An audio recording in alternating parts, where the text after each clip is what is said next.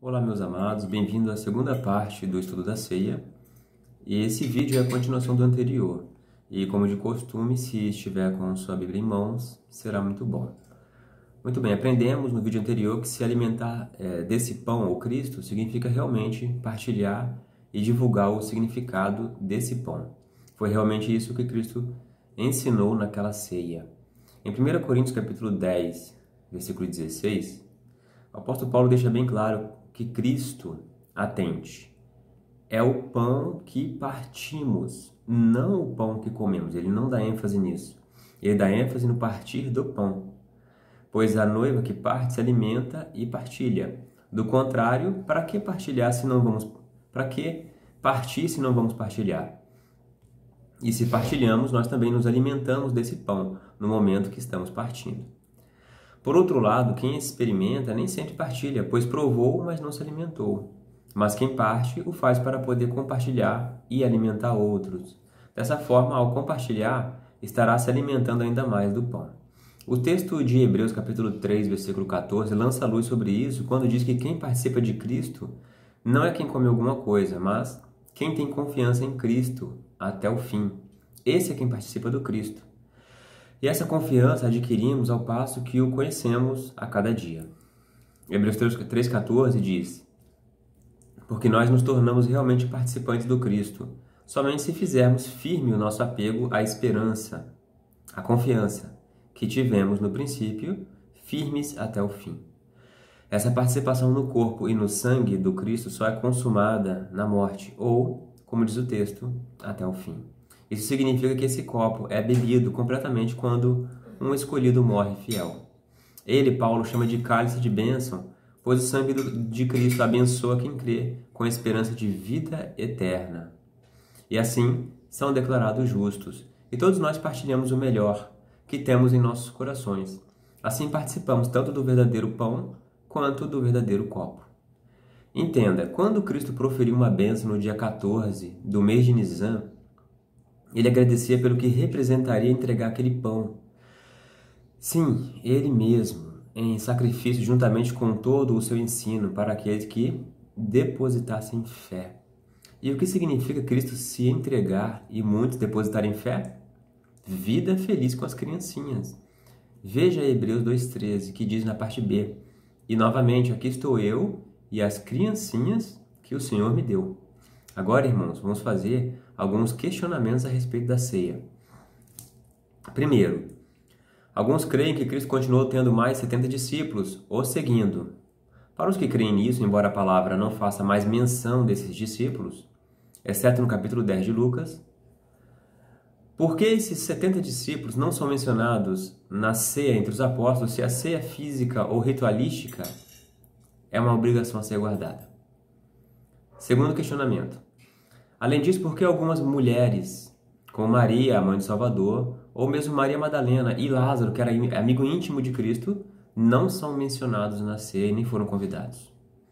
Mas os apóstolos estavam presentes nesta única ceia, pois deveriam ser a referência paterna do grande ensino espiritual de amor e salvação do Cristo descrito na ceia, até que os irmãos alcançassem a madureza, o estado de homem adulto em sentido espiritual, conforme mostra Efésios capítulo 4, versículo 13. Terceiro questionamento. Se a ceia era uma ordenança, por que não foi especificado o dia ou o horário que ela deveria ser feita? Além disso, por que não há menção nas Escrituras do modo como deveria ser feita a observância ritualística da ceia, se é que realmente era para ser guardada dessa forma? Quarto questionamento. Caso realmente fosse um dia a ser lembrado, por que o apóstolo Paulo diz que um dia pode ser igual a todos? Sim, ele diz isso em Romanos, capítulo 14, versículo 5, que diz: um homem julga um dia como superior a outro, outro homem julga um dia como todos os outros. Esteja cada homem plenamente convencido na sua própria mente. Quer dizer, um dia ou outro dia só é especial se alguém particularmente achar especial. Mas Deus não escolheu um dia especial para guardarmos. Na realidade, Cristo morreu para que estivéssemos totalmente livres e não presos a uma data ou dia especial. Se alguém quiser guardar algum dia, ele está livre. E se alguém não quiser guardar, ele também está livre. De fato, foi para esse fim que Cristo morreu, para que fôssemos totalmente livres. Mas quanto a Cristo, todos os seus dias foram e são especiais. É muito difícil escolher um dia em especial para Cristo. Sabe por quê? Porque todos os dias de Cristo são especiais. Nós cristãos estamos livres para lembrar de Cristo não só uma vez por mês, ou ainda apenas uma vez por ano ritualisticamente. Não, mas estamos livres para nos lembrarmos alegremente de nosso Senhor todos os dias de nossas vidas, durante o tempo que quisermos. Agora vamos analisar a construção da frase para ver se faz sentido. Abra em 1 Coríntios, capítulo 11, versículo 25 e 26, que diz assim, ó: Ele fez o mesmo também com respeito ao copo, depois de tomar a refeição noturna, dizendo: Este copo significa o novo pacto em virtude do meu sangue. Persisti em fazer isso todas as vezes que o beberdes, em memória de mim. O 26, pois todas as vezes que comerdes este pão e beberdes este copo, estáis proclamando a morte do Senhor até que ele chegue. Prestem bastante atenção nesses dois versículos, irmãos. A parte C do versículo 25 diz: Persisti em fazer isso todas as vezes que o beberdes, em memória de mim. Fazer isso o quê? Comer? Beber? Vamos ver se há lógica nisso. Por favor, troquem a frase fazer isso por beber, se é que realmente fazer isso é beber. E veja como ficaria a frase. A construção da frase ficaria assim: Persisti em beber todas as vezes que o beberdes, em memória de mim. Ou persistam em comer todas as vezes que comerem. Faz sentido isso? A frase ficaria redundante. Como deveria então ser entendida essa frase? Assim, ó: persistam em me partir, me entender e me divulgar todas as vezes que beberem esse copo, forem perseguidos. Todas as vezes que vocês forem perseguidos, persistam em me divulgar. Partir o pão é uma obrigação, entre aspas, de todos que administram o segredo sagrado do Cristo. É uma obrigação primária da noiva, dos que são escolhidos. 1 de Pedro 4,10 mostra que todos os escolhidos são mordomos. E 1 Coríntios 1,17 diz que Cristo enviou Paulo para proclamar o Evangelho. Em quantos pedaços você consegue partir este pão? Partir um pão. Parta o ensino do Cristo na maior quantidade que você puder. Partir o Cristo significa que você, de um só pão, o Cristo, fez vários pedaços desse um só pão. Ou seja, fez vários ensinos de Cristo. Quer dizer, para que você distribua esse pão, primeiro você precisa parti-lo em vários ensinos que glorificam o Cristo e nos traz alegria. Cabe aos escolhidos entenderem tal ensino. Vocês se lembram do milagre da multiplicação dos pães? Por que vocês acham que antes de distribuir os pães, Cristo os partiu? Isso mesmo, porque Cristo quis transmitir um grande ensinamento. Ele quis ensinar que quanto mais você partir e partilhar esse pão, mais esse pão se multiplicará. E não é assim? Quando entregamos um ensinamento para uma pessoa, ela se alegra e passa para frente aquele ensino, e assim as pessoas ficam contagiadas pelo ensino cristão? Bem, vocês podem confirmar isso em Mateus 14,19, que diz: A seguir, pediu que as multidões se recostassem na grama e tomou os 5 pães e os 2 peixes e, olhando para o céu, proferiu uma bênção e, depois de partir os pães, distribuiu-os entre os discípulos e os discípulos, por sua vez, entre as multidões. Cabe a todos os adoradores pegar os pedaços partidos, os ensinos, e distribuí-los e, assim como mostra Lucas 12, 42 e 48, Cristo espera uma prestação de contas daqueles que afirmam ser sua noiva. A grande multidão descrita em Apocalipse, capítulo 7, versículo 9 e 10, que sobreviverá à grande tribulação que virá sobre toda a face da terra, e as outras ovelhas descritas em João capítulo 10, versículo 16, que também viverão no paraíso na terra, partilham esse pão ao passo que vão obtendo entendimento, divulgam esse pão ao passo que reconhecem esse pão. Bem, se você pegar a Bíblia, João Ferreira de Almeida e outras traduções, talvez encontre em 1 Coríntios 11, 24 a frase: Comei, fazei isto em memória de mim. Mas se procurar na Vulgata, não encontrará, pois essa palavra foi acrescentada ao corpo do texto. Na realidade, essa frase não existe no original em nenhum dos evangelhos e muito menos em Coríntios. Essa é uma frase espúria, só para querer enganar a gente. 1 Coríntios capítulo 11, versículo 25, na parte B, diz: persistam em fazer isso. A pergunta é: como que por beber este copo continuamos partilhando e divulgando Cristo? Por não desistir de evangelizar diante da perseguição, por persistir em fazer isso. Cristo disse: persistam em fazer isso. Me partir, me entender, me repartir ou me proclamar, todas as vezes que forem vituperados, que quer dizer beberem este copo. 1 Coríntios 1,18 diz: pois a palavra a respeito da estaca de tortura é tolice para os que estão perecendo, mas para nós, os que estamos sendo salvos, é o poder de Deus. Em outras palavras, Paulo está dizendo para que continuemos a pregar a mensagem de Cristo, independentemente do tipo de perseguição que porventura venhamos a sofrer. Agora imagine, para que persistamos em partir e proclamar o pão que é Cristo, todas as vezes que formos vituperados, é sinal de que já estávamos partindo e partilhando esse pão, correto? Então o que Cristo quer dizer aqui realmente é que continuemos proclamando e aprendendo e ensinando outros a respeito dele, independentemente do vitupério ou desonra ou perseguição que vamos sofrer. Esta é a mensagem por trás da ceia. Bebemos o copo de Cristo por nos conscientizarmos e estarmos dispostos a aceitar o vitupério de Cristo, por não termos medo de dizer a verdade, por não termos medo do julgamento do homem, nem de pregar o verdadeiro Cristo, assim como muitos cristãos sinceros estão pregando ao redor do mundo.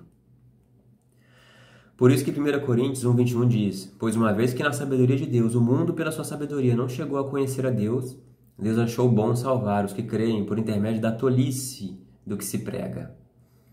Quando bebemos este copo, estamos partilhando o Cristo sem medo. As duas coisas estão ligadas. Não se partilha ou se alimenta do pão sem beber o copo.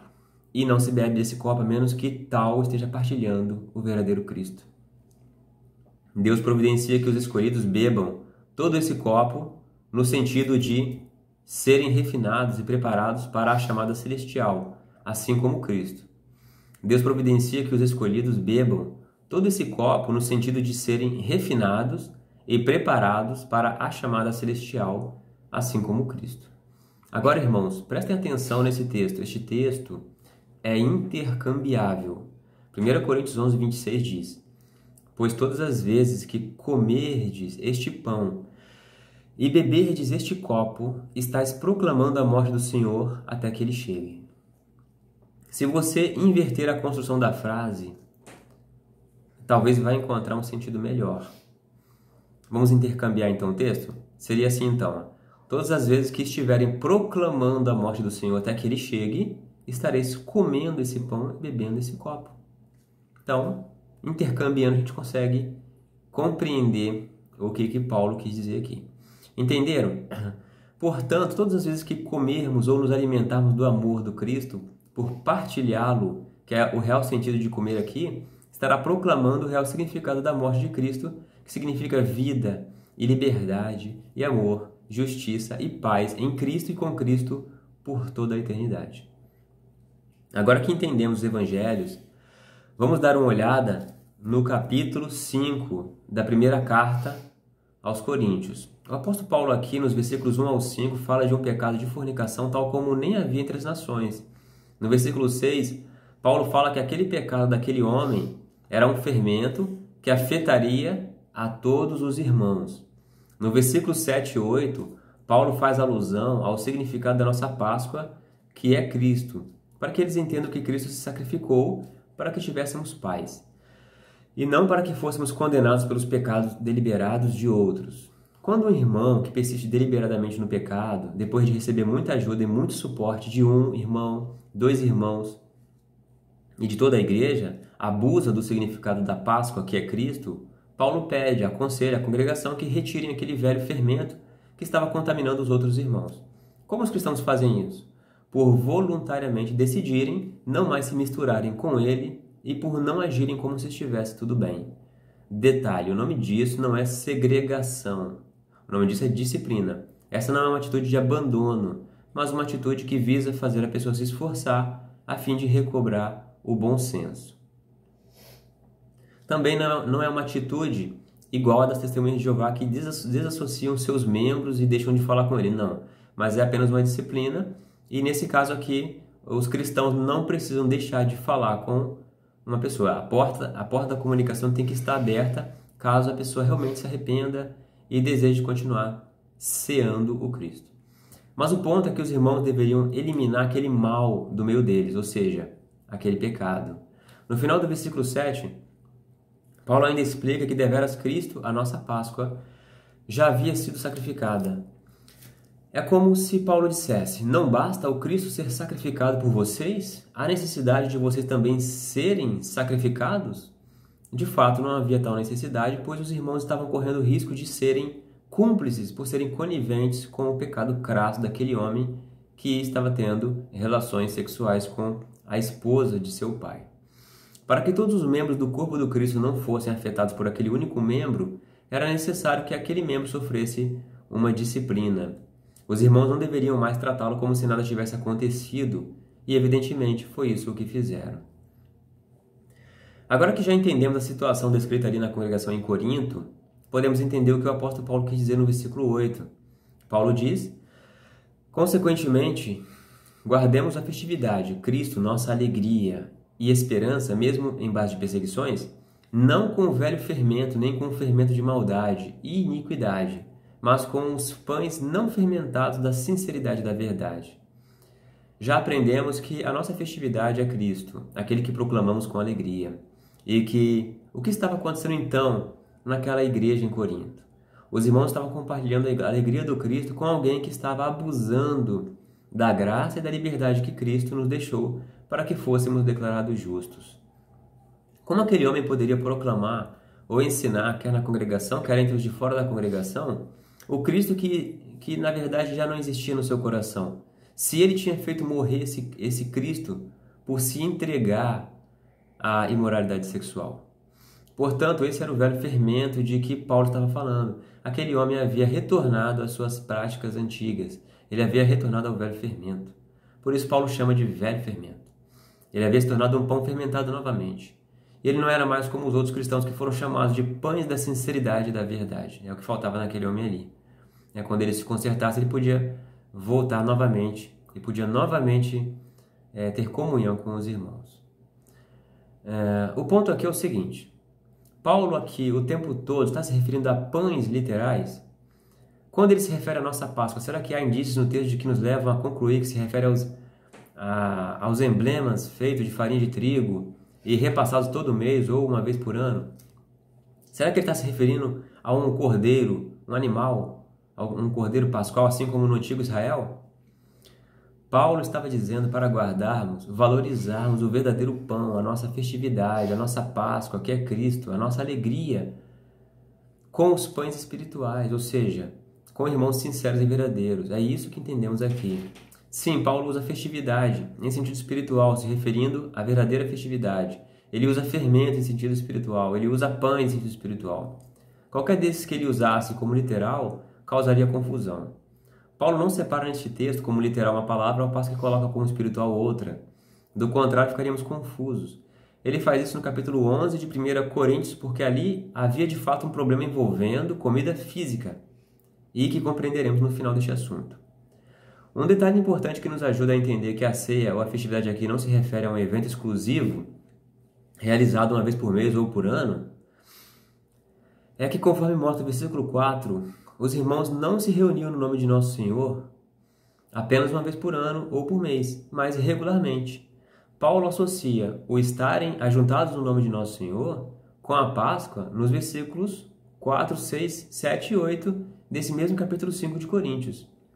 E eles estavam ajuntados nesse nome não apenas uma vez no ano ou uma vez por mês, mas regularmente. Teria lógica Paulo repreender o convívio de alguém maldoso somente em um dia específico, conforme mostra 1 Coríntios 5,13? O convívio nos outros dias seria menos importante? Isso nos ajuda mais uma vez a entender que não estamos presos a uma data para nos lembrarmos do significado da morte de Cristo. Não, mas a grande notícia é que estamos livres para nos lembrar dele todos os dias. Podemos cear o Cristo todos os dias com nossos amigos em nossos corações. E essa é de fato a nossa grande alegria e liberdade. Isso faz ainda mais sentido quando lemos em Gálatas capítulo 4, versículo 9 e 10, que Paulo disse que temia que talvez tivesse trabalhado em vão com respeito aos cristãos da Galácia, visto que eles estavam guardando dias, meses, épocas e anos. É muito provável que eles estivessem observando datas relacionadas com a lei transmitida por Moisés. Lei essa que não deveria estar debaixo, pois havia se tornado lei de homens, visto que tinha sido anulada pela lei do Cristo, que dá total liberdade. Seria diferente hoje para nós esse conselho dado aos Gálatas, caso observássemos algum dia ou data que na realidade Cristo nunca ordenou? Faria sentido Paulo dar esse conselho caso o Cristo tivesse instituído uma data a ser lembrada? Caso houvesse realmente uma data a ser lembrada, por que Paulo não especificaria a data que se faria exceção? Não, Paulo não fez nada disso. Pelo contrário, disse que ao passo que um homem considera um dia como mais importante que o outro, e o outro considera um dia igual a todos, que cada um esteja convencido disso na sua própria mente. Paulo poderia aproveitar essa oportunidade para dizer que o dia 14 de Nisan era realmente mais importante que todos os outros, mas não é isso que ele faz. Assim como mostra Romanos capítulo 14, versículo 5. O que Paulo faz na realidade é mostrar pela lei do Cristo que dá liberdade que Cristo não impôs regra alguma nesse sentido. Mas se alguém considerar algum dia mais importante que o outro, que ele faça isso com fé, somente ele e a fé dele. Fé essa que não deve ser imposta a outros. Colossenses capítulo 2, versículo 16 e 17 diz: Portanto, ninguém tem o direito de vos julgar pelo que comeis ou pelo que bebeis, ou ainda com relação a alguma festa religiosa, celebração das luas novas ou dos dias de sábado. Esses rituais são apenas sombra do que havia de vir. A realidade, todavia, encontra-se em Cristo. O objetivo dos cristãos se reunirem era para partir e partilhar o Cristo nos seus corações. Isso é o que significa cear. É cear a Cristo, é se alimentar dele, é ter plena consciência de que o seu sangue e o seu corpo nos propiciam coisas maravilhosas. É por isso que o Salvador disse em João 6, 26 e 27, para nos alimentarmos do alimento que permanece para a vida eterna, que é Cristo. Por isso João 6, do 32 ao 34, nos diz: Por isso Jesus disse-lhes: Digo-vos em toda a verdade, Moisés não vos deu o pão do céu, mas o meu Pai vos dá o verdadeiro pão do céu. Porque o pão de Deus é aquele que desce do céu e dá vida ao mundo. Disseram-lhe, portanto: Senhor, dá-nos sempre este pão. Que todos nós valorizemos o verdadeiro pão que desceu do céu. Bem, irmãos, chegamos ao final de mais um vídeo. E se você gostou deste vídeo, dê um joinha, se inscreva caso não seja inscrito e compartilhe nas redes sociais. Um grande abraço.